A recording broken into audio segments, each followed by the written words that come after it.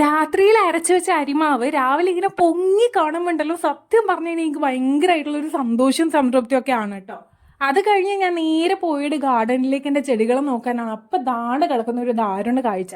സത്യം പറഞ്ഞ ബിഗ് ബോസിൽ ജിസയിൽ പറയുന്ന പോലെ എൻ്റെ ചങ്ക് പൊട്ടിപ്പോയി ആശാനെ. ഇന്നലെ രാത്രി ഓല വീണ പോലത്തെ എന്തോ ഒരു ശബ്ദം കേട്ടായിരുന്നു. പക്ഷെ അതെൻ്റെ സീഡ്ലിങ്സിൻ്റെ ട്രേ താഴെ വീണ് അതിൽ ചെടികളൊക്കെ പോയതാണെന്ന് ഞാൻ സത്യം പറഞ്ഞ സ്വപ്നത്തിൽ പോലും വിചാരിച്ചിട്ടുണ്ടായിരുന്നില്ല.